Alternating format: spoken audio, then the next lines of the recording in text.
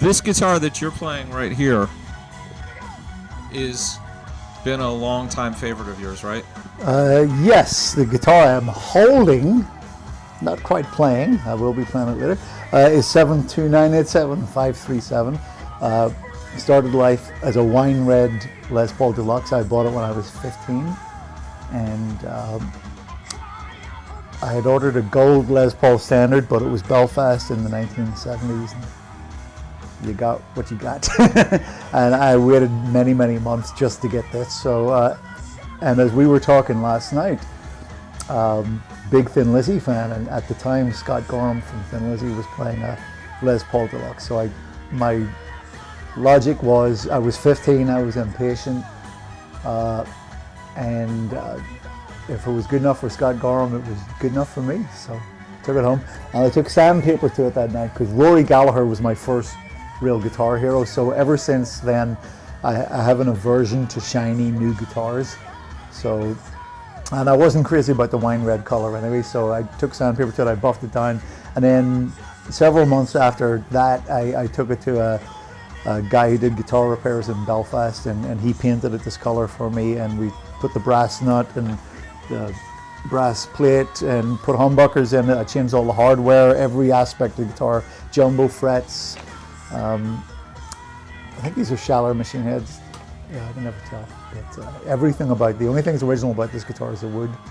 And it's a guitar I did the Holy Diver album and tour on. And Sweet Savage was my band before that. And so there's a lot of history in this guitar. It's a guitar I learned how to play on. So it's definitely, as I said, the one I would grab if the house was on fire, you know. So you had told me last night you wrote most of the songs, many of the songs throughout your whole career on this guitar. On this guitar, yeah. Well, Sweet Savage had a song called Lady Marian. It went like this.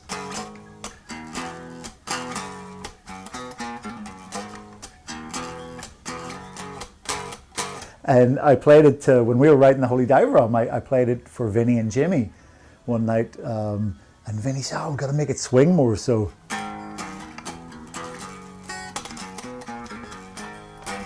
we took all the stiffness out of it, you know. And then Ronnie, of course, came up with a lyric and a melody, and Jimmy, we had a Yamaha DX7 in the corner of the room, and we recorded everything, a 4-track Fostex recorder at the time, high technology, and we were taking a break and playing it back, and Jimmy had a solo cup with Jim Beam and Coke in it, and a Marlboro Red in one hand. So he goes up to the DX7, the track's playing back, and he puts the Marlboro in the lip, like the ash is like this long, and he goes, while the track's heading around, and goes, "Yeah, perfect!" And a song was born, like all in one night. It's just, we wrote really quick, and we still do with Last in Line. That's kind of how we do it. Rainbow in the Dark. Yeah. Yeah. And the new Last in Line album has some pretty smoking stuff on it. Yeah, thank you. It like all of the songs on the Heavy Crown album and on the 2 album, the new one, you know, we grow it from the ground up. We go in, you know, sometimes I record riff ideas on my iPhone. That's as much technology as I have at the moment, unfortunately. You know, so I'd have a riff in mind, or Phil would have a riff in mind, or sometimes Vinny would just play a beat, and you know, he's such a great drummer, very inspiring to me to play with Vinny. And so Vinny plays something, and I just be, "Oh, it sounds great." I just start playing, and Vinny go, "Oh, what was that? That was cool." And you know, stuff just kind of grows, you know, and we play off each other, and then somebody has an idea to take it somewhere, you know, and Andy, like Ronnie did, is very, very quick about putting melodies and lyrics on stuff, you know, and no matter what we send to Andy, he can almost always hang a melody on it. On occasion, he would write back to us. You know, Andy's been in Vegas, the rest of us have been in LA, so he wasn't always there for all these sessions. Sometimes he was available, but when he wasn't, we would record the things. We'd record them anyway, but we'd send them to each other, and sometimes Andy would say, you know, "Well, I hear this part where you're hearing a verse, I'm hearing a bridge," and so he'd put it in Pro Tools and rearrange some of the stuff and come up with melodies to that. But 9 times out of 10, he'd just hang a melody on what we'd send him. So one of my favorite riffs on the new album is Year of the Gun. Yeah. Can you show me how that goes real quick? Yeah. You're an A. Mm-hmm.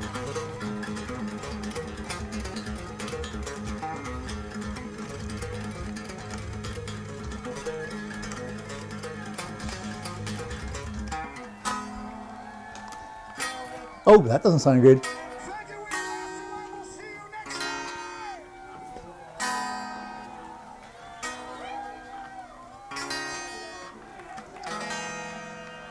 Nice. Yeah. Some nice open string stuff. I noticed when you play Stand Up and Shout, you're using just a couple fingers Yeah. on the C and the B chord. Yes. Yeah. Is that a common technique for you? Yeah. Do you not use like flat across bar first fingers a lot? Not usually, no. I mean, when I play those position chords, I would do. I mean, my pinky bends a little bit. I don't think most people do that. It was pointed out to me once when I was Nick Bocott. I was doing an interview with Nick years and years ago, and I was showing him some stuff, and he went, "Oh." And he was taking pictures for the magazine, and I think he put a caption underneath to the reader, says, "Don't play like this. This is not normal." So, but yeah, I would play, like a C chord here. I play first, fifth, and octave. But most often I'm just, when you're playing with a very distorted sound, you're not necessarily going to hear the octave. So it's the root and the fifth that jump out. Plus I put vibrato on chords. Which is something that Ronnie Dio really liked. He pointed that out to me. I didn't even realize that I was doing it, but he pointed it out to me when we were doing the Holy Diatoms. I really like how you shake the chords like you bring out the guitar. And I think the reason I subconsciously started doing it, because Les Pauls are a little fruity with the tuning. You can have it in tune here in the open position, and by the 5th or 7th fret you can be a little bit out. So I think I just kind of developed that from a very young age. It just, there's no wang bar, so you just put a little vibrato on it.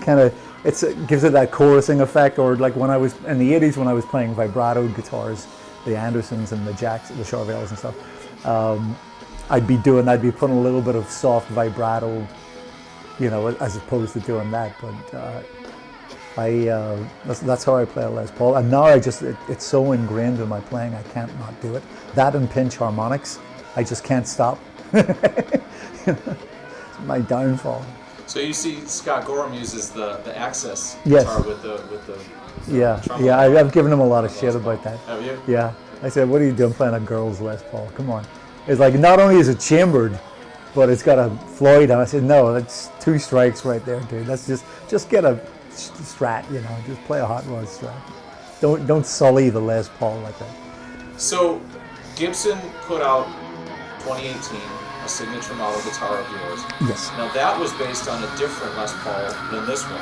Yeah, that was based mostly. It wasn't a direct copy of it, but it was based mostly on a Frankenstein